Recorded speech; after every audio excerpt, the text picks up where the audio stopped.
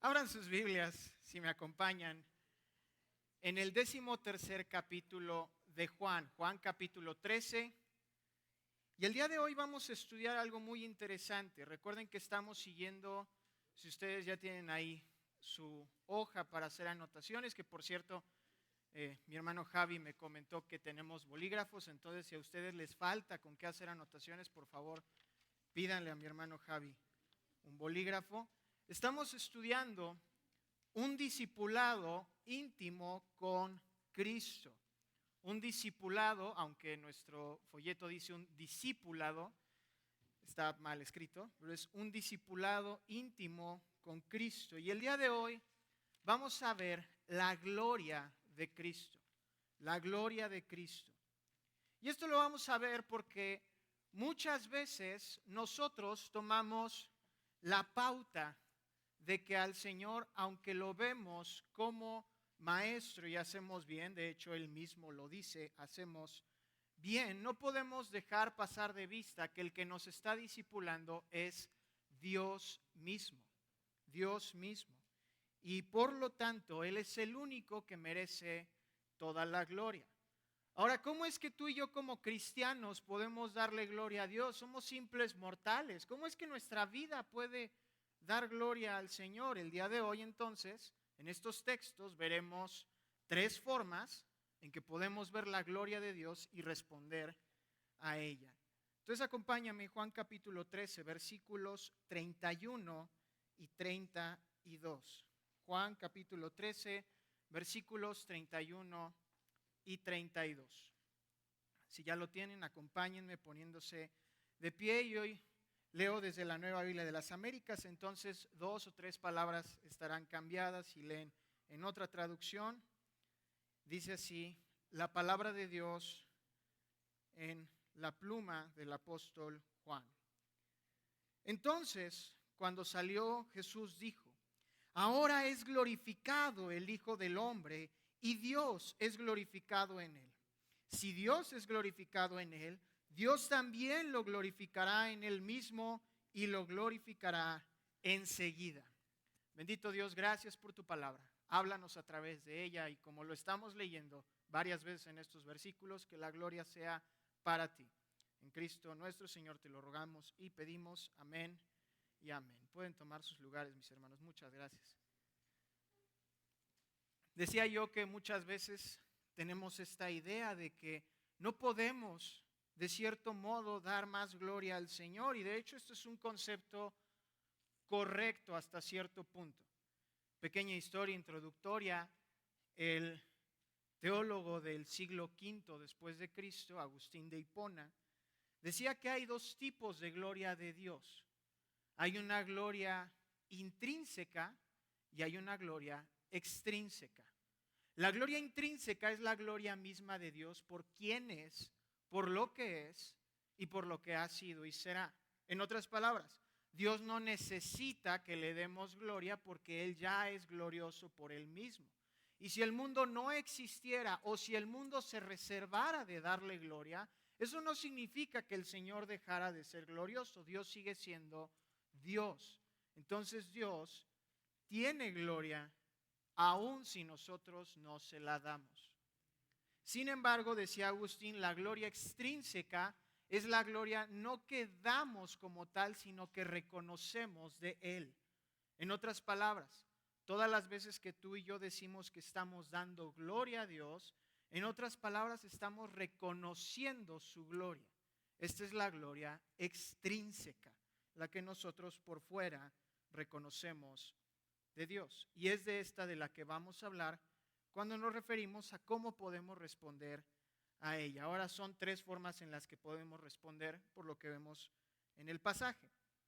Aunque no lo crean, en la primera palabra, entonces encontramos su soberanía y nuestra sumisión. En el resto del versículo 31 hallamos su obra y nuestra imitación. Y en el versículo 32 hallamos su promesa y nuestra esperanza. Entonces comencemos con el pasaje en el versículo 31. Juan capítulo 13, verso 31. Jesús habla después de lo que acontece. Entonces cuando salió. Ahora pausa aquí. ¿Quién salió? ¿De qué está hablando? Otra vez son uno de estos textos en los que nos encontramos al medio de un pasaje y no sabemos de qué estamos hablando. Estamos en medio de la novela. ¿Qué está sucediendo? Bueno, si ustedes ven los subtítulos de su Biblia en el versículo 21, para ser exactos, debe decir algo similar a cómo Jesús señala, identifica o reconoce a Judas como el traidor. Y esto sucede durante la cena de la Pascua. Pero nota que lo que había dicho el pastor la semana pasada, recuerdan el sermón del aposento alto, las enseñanzas del aposento alto, comienzan aquí en Juan 13, pero concluyen hasta Juan 17. Esto significa que Judas no escuchó estas enseñanzas, salvo la primera que vemos en el versículo 1 y hasta el versículo 20. Es lo único que escuchó Judas. Después de ahí el Señor lo reconoce como el traidor y él se va. Él se va. Ahora, aquí hay un poco más de contexto porque es importante entender que Judas no recibió la institución de la comunión. Cristo se revela como el Supremo y Señor durante la institución de la cena, pero esta cena constaba, si ustedes recuerdan cuando hemos estudiado acerca de la comunión, consta de varias copas y varios platos. Es muy probable que la cena de Pascua en la que el Señor instituye la comunión sea en la tercera copa, 3 de 4. Judas muy probablemente salió después de la primera. En otras palabras, él no recibió la Santa Cena. Y esto lo vemos comparando los 4 evangelios. Primero Judas acuerda entregar a Cristo antes del inicio de la Pascua, se reúne, recuerdan ustedes, con el concilio y recibe las 30 monedas de plata para matar a Cristo. Luego se dispone la Pascua cuando el Señor dice que van a llegar con un hombre y dice: prepárame la mesa para el Señor y sus discípulos. Y luego en estas primeras horas de la cena es cuando Jesús identifica al traidor. Y vemos en el verso 31, ahora sí, entonces, cuando salió.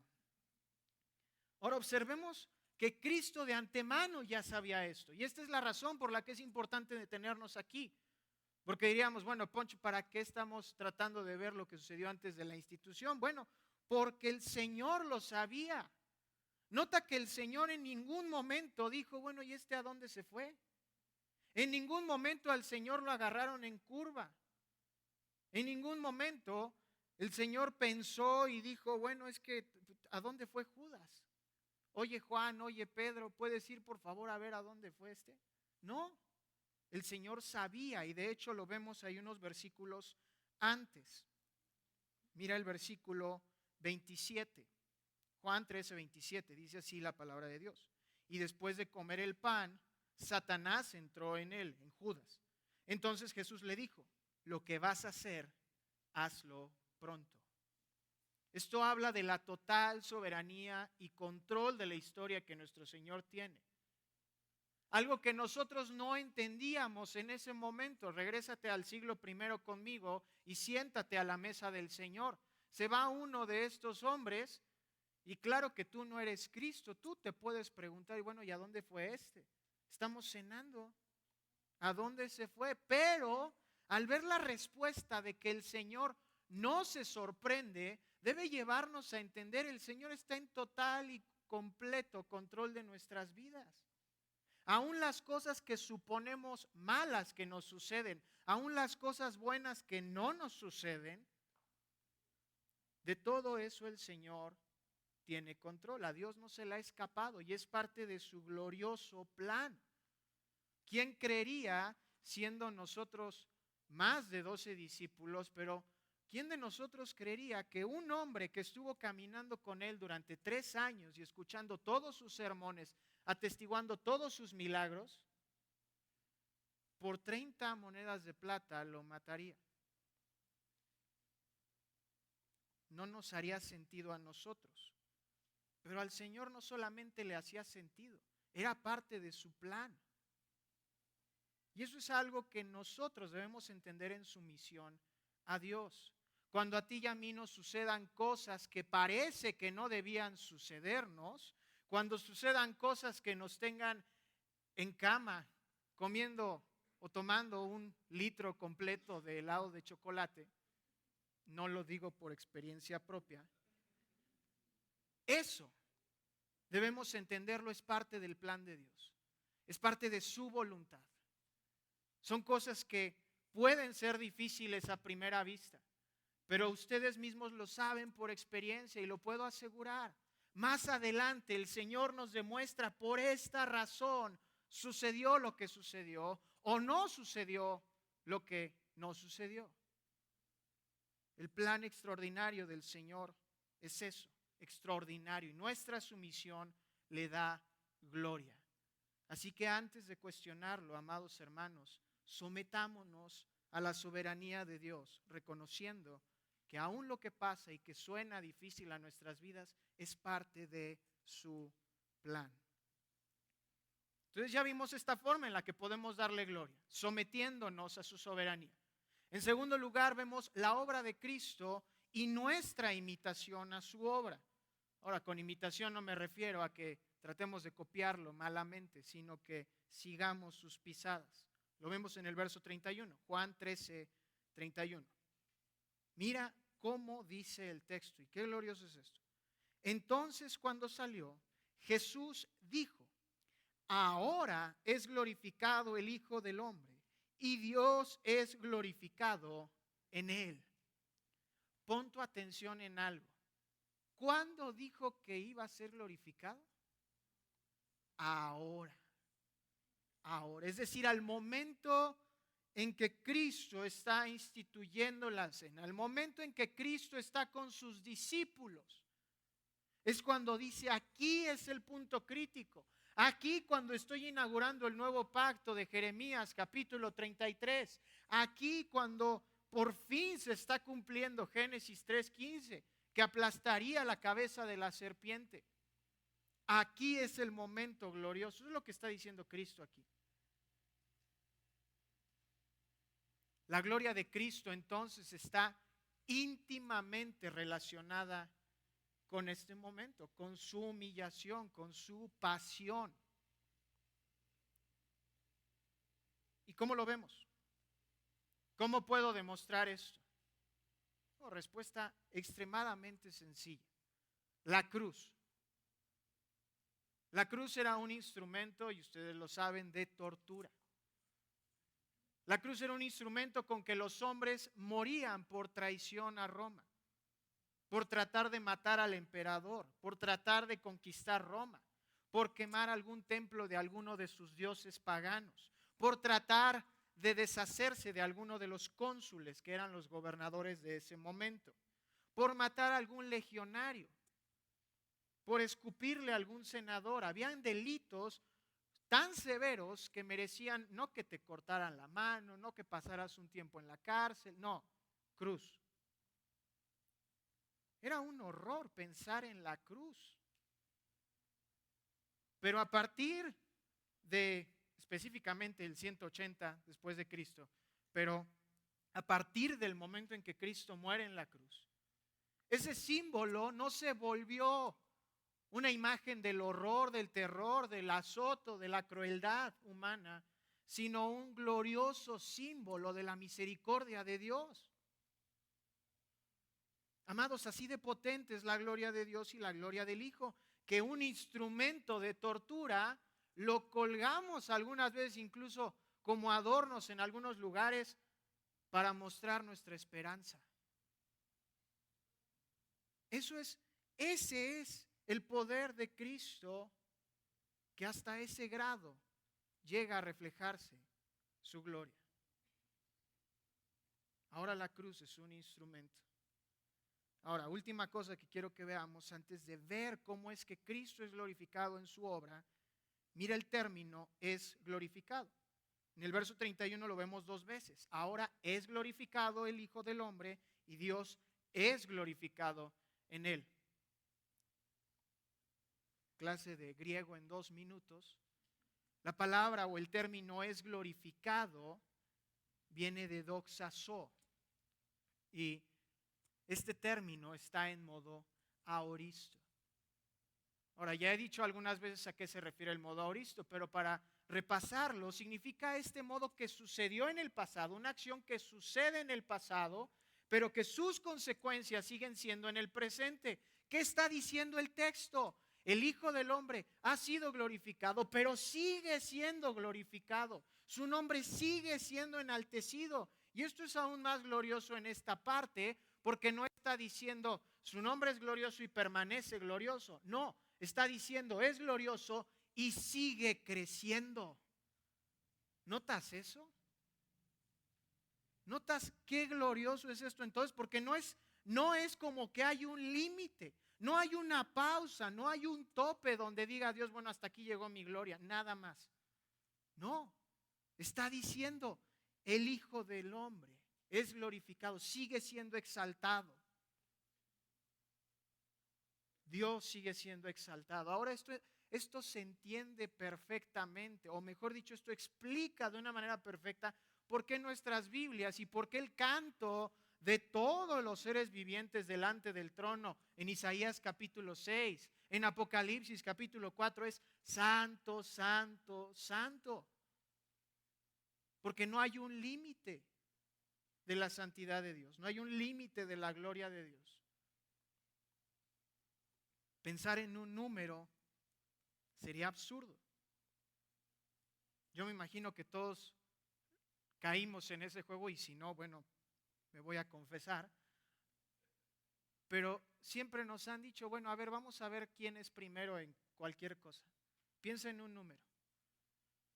¿Y en qué número pensaste? ¿No? Y Poncho puede decir 11. Ah, pues yo pensé en el 13. Y listo, gané. ¿No? Bueno, lo mismo podría aplicarse aquí. Amados, ustedes piensen qué tan glorioso es el Señor. Y cuando lo digan, el Señor puede decir, pues te equivocaste, soy todavía más glorioso. Ese es el punto con este texto. Ahora es más glorificado el Hijo de Dios. Ahora es aún más alzado. Es más grande, es más adornado, es más engalardonado.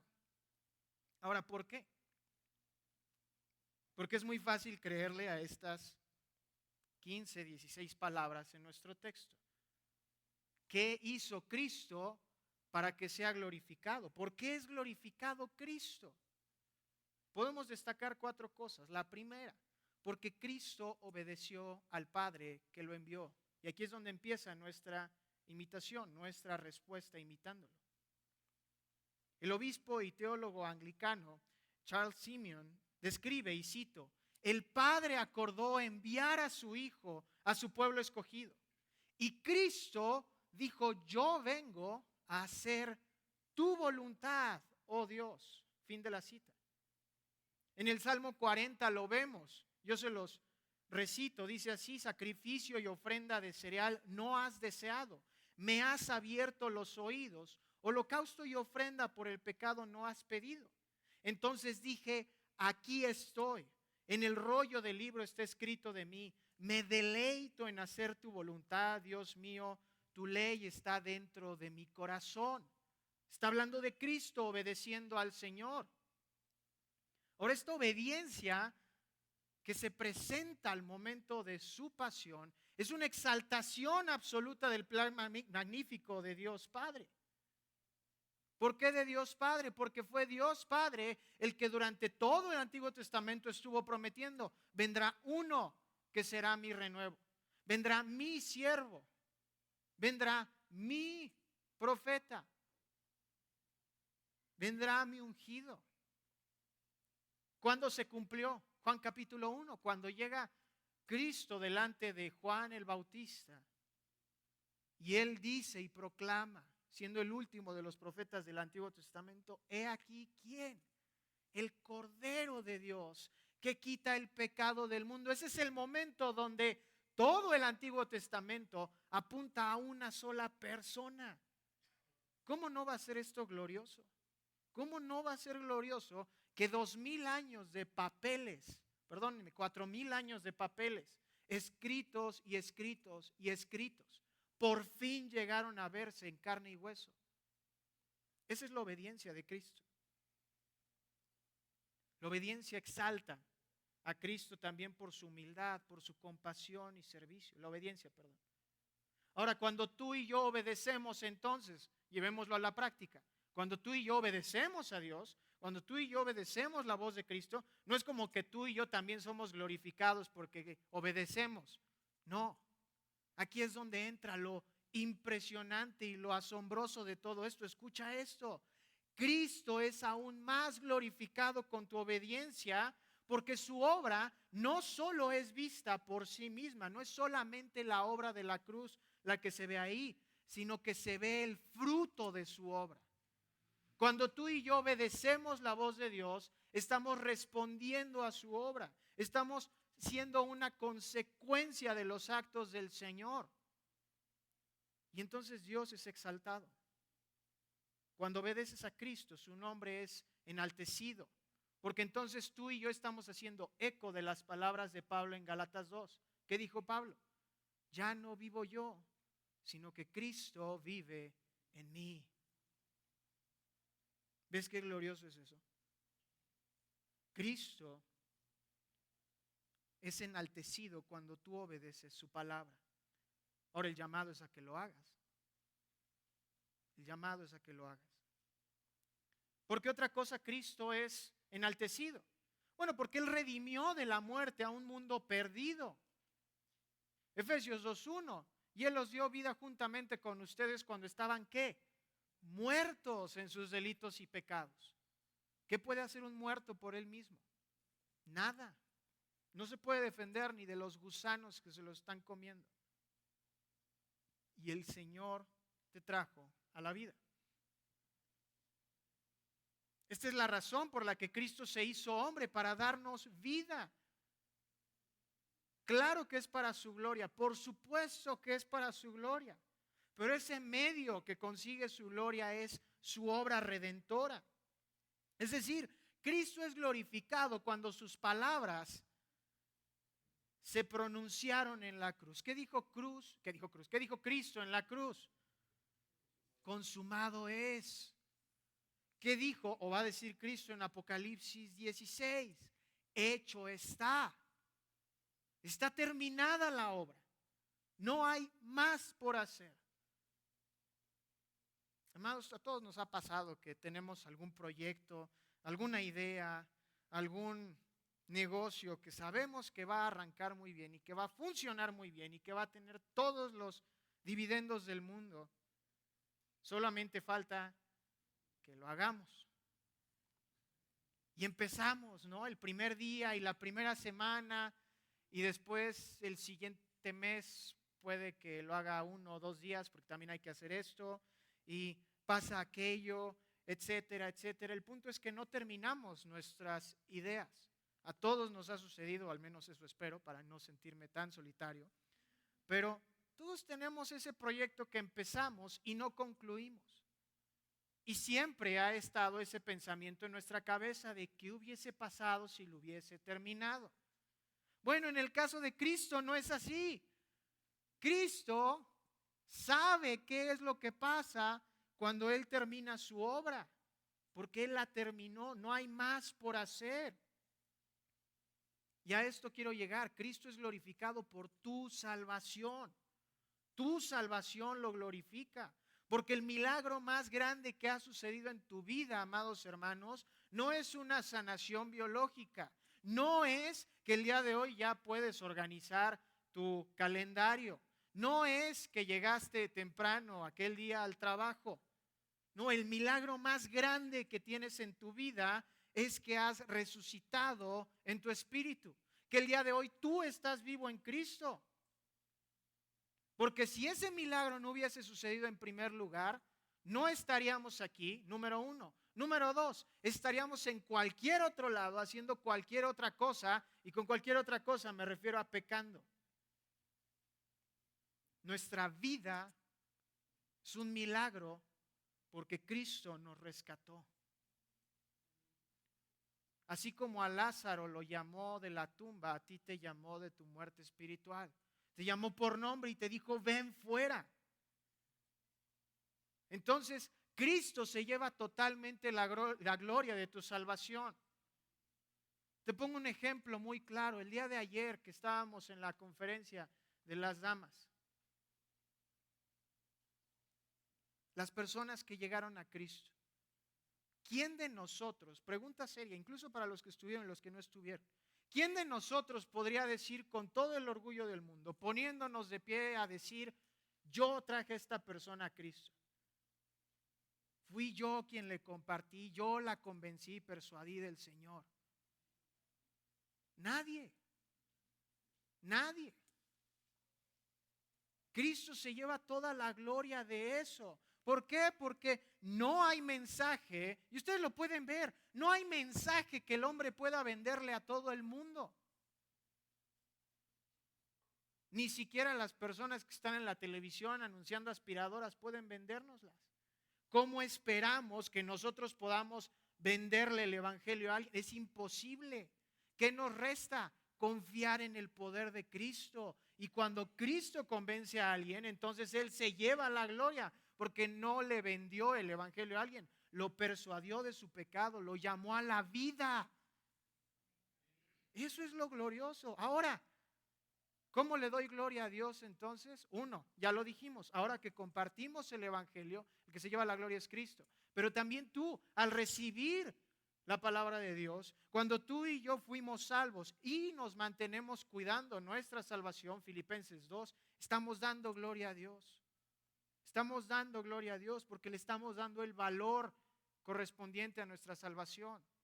No estamos descuidándola, no estamos andando por ahí pensando que somos salvos y que siempre seremos salvos, no importa si dejo de asistir a la iglesia, no importa si empiezo a pecar, no importa si empiezo a hacer. No. Cuando tú y yo cuidamos nuestra salvación, estamos dando gloria a Dios, porque estamos dándole el valor correspondiente a la sangre del Salvador. ¿Por qué es glorificado Dios? Porque nuestro texto dice, el Hijo del Hombre es glorificado y aparte Dios es glorificado en Él, ¿no es así? ¿Cómo es glorificado el Padre?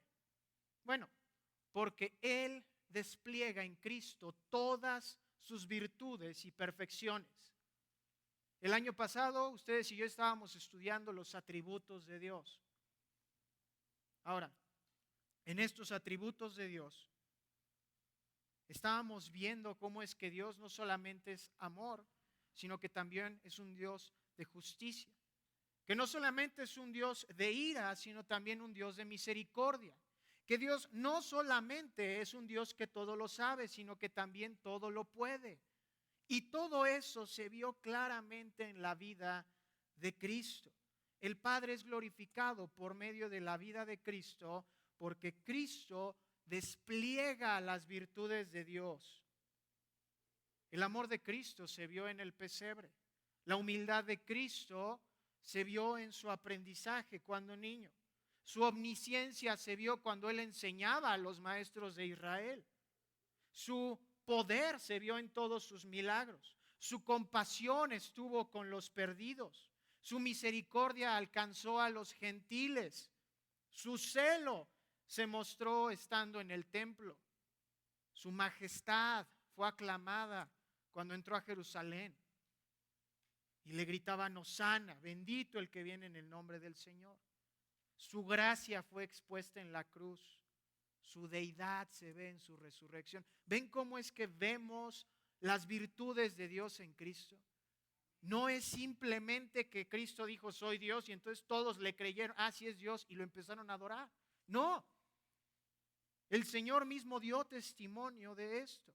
Ahora, ¿cómo es que tú y yo podemos dar gloria a Dios por medio de esto? Porque nosotros no somos Dios. Bueno, hace 2 semanas estábamos estudiando que el término cristiano de Hechos capítulo 11 se refería a ¿qué? A un cristiano chiquito, a un cristiano pequeño, a un Cristo chiquito, a un Cristo pequeño. ¿Por qué? Porque el término era una burla que los paganos ponían sobre los creyentes para decir, este es igual que su maestro.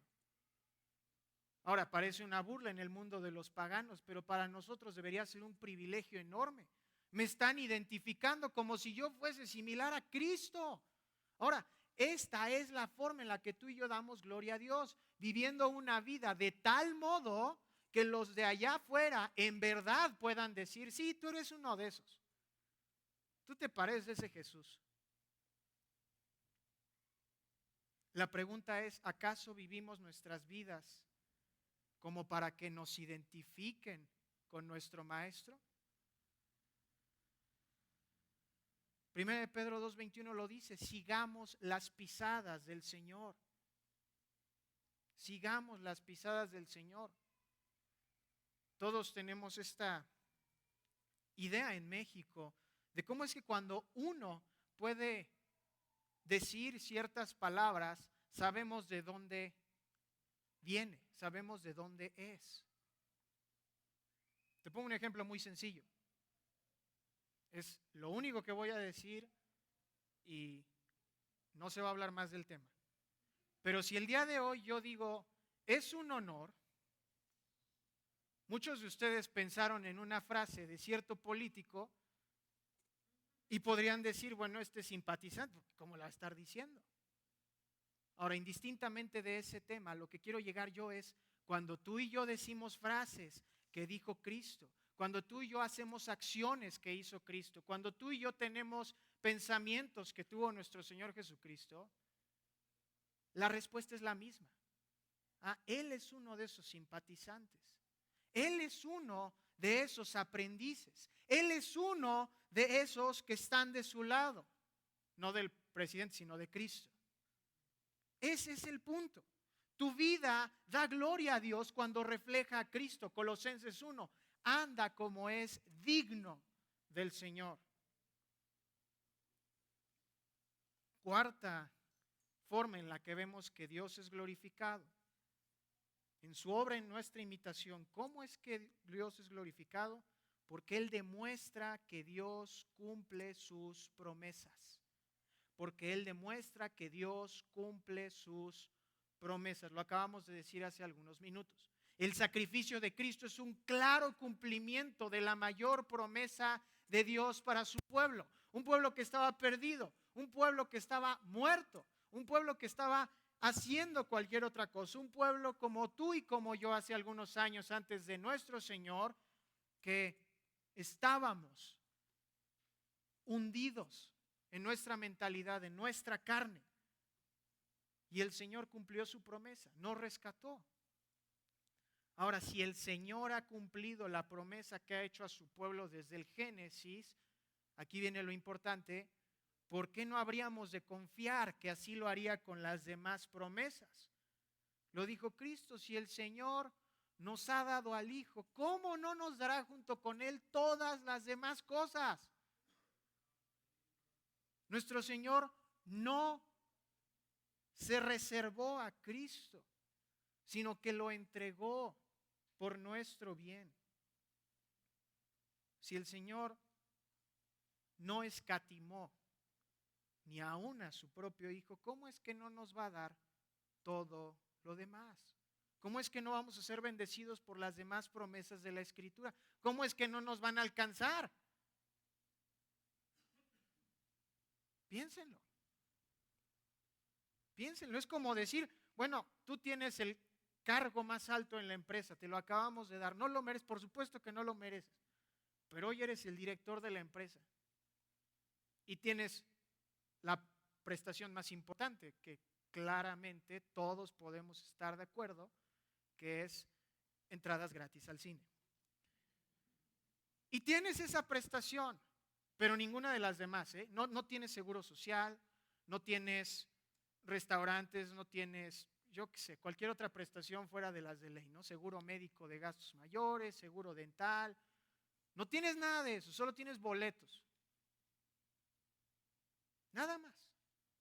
Bueno, es absurdo pensar de este modo. Eres el dueño de la empresa, estás hasta arriba. Lo mismo sucede cuando Cristo llega a nuestras vidas. Recibimos el cargo y el puesto más alto que un mortal puede recibir, que es ser llamado hijo de Dios.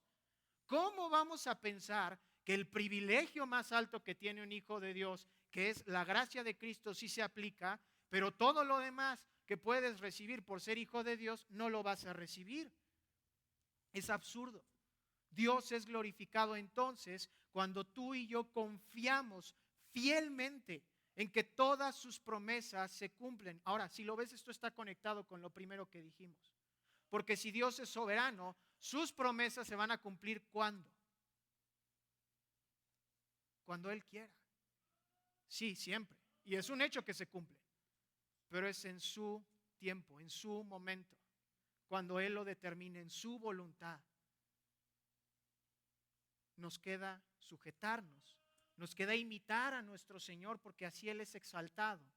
Y finalmente, ¿cómo vemos la gloria de Cristo y cómo es que nosotros respondemos a ella? En su promesa y nuestra esperanza en ella. En su promesa y nuestra esperanza en ella. Mira cómo termina el texto en el verso 32. Juan 13, versículo 32. Si Dios es glorificado en él, Dios también lo glorificará en él mismo y lo glorificará enseguida. Si Dios es glorificado en él, Dios también lo glorificará en él mismo y lo glorificará enseguida. Este círculo extraño, este espagueti de glorificarse el uno al otro se puede resolver de una manera muy sencilla. Primero es una condicional. Si Dios es glorificado, entonces Él también lo glorificará en Él mismo. En otras palabras, si Dios recibe la gloria, el Hijo también recibe la gloria por el Padre. Si el Hijo le entrega la gloria al Padre, el Padre le entrega la gloria al Hijo. Eso es lo que está diciendo. Y lo último, cuando dice lo glorificará enseguida, se refiere al tiempo. ¿En qué momento lo va a hacer? Enseguida. Ahora llegaremos a eso. Pero primero, el hecho de que haya una condición nos da a entender algo muy hermoso y es una promesa. Esto es la suficiencia divina, amados hermanos. Dios no necesita a nadie y esto es hermoso. Dios no necesita de nadie para recibir gloria. Esto nos habla de lo suficiente que es nuestro Señor. Ahora parece algo extraño decir que es hermoso que Dios no nos necesite, pero piénsalo también de este modo. Alégrate porque la promesa de Dios es que mañana lo que tú necesitas Él lo va a suplir. ¿Por qué? Porque Él no necesita de nadie para proveerte. Él no necesita ciertas condiciones para dar bien en ti.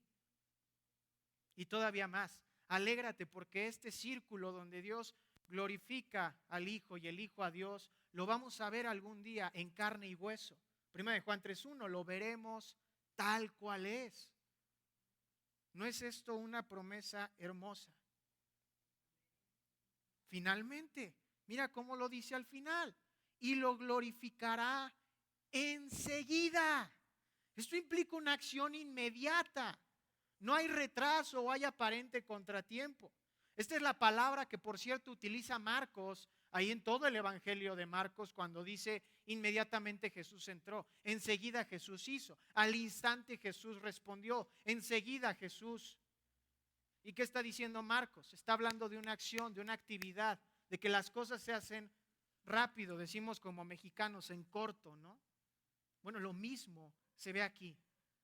Cuando Cristo es glorificado, enseguida, inmediatamente el Padre es glorificado.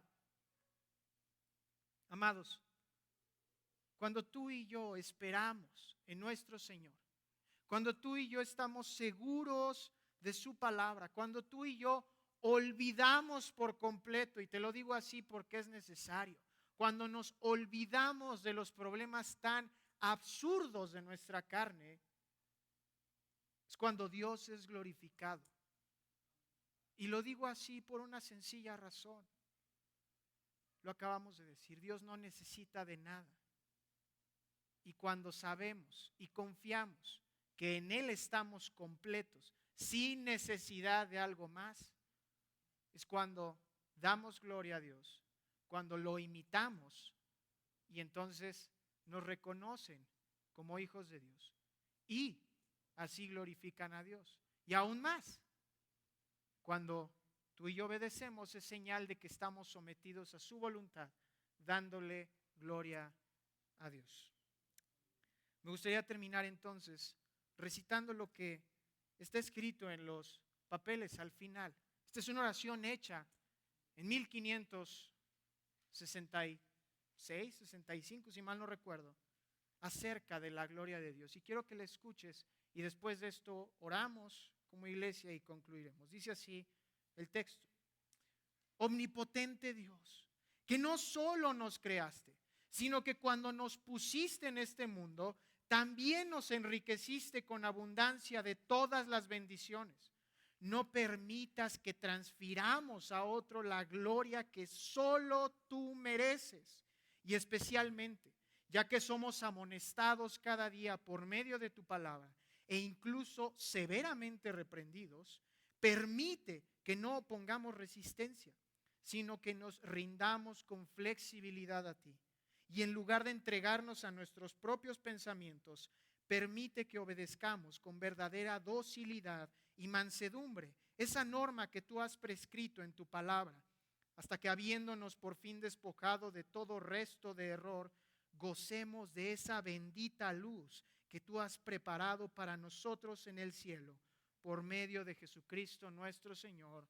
Amén y amén. Bendito Dios, gracias por tu palabra. Permítenos ver la gloria de tu Hijo Cristo. Permítenos ver qué tan alto eres tú, Señor, para responder de manera clara en nuestra sumisión, en nuestra obediencia, en nuestra esperanza de que tú vendrás en gloria con todos los santos. Y Señor, que nuestras acciones lo demuestren. Permítenos no solamente ser personas que te demos gloria de voz y de boca, sino de hecho y de pensamiento. Para la gloria de tu Hijo Cristo te rogamos todo esto. Amén y amén.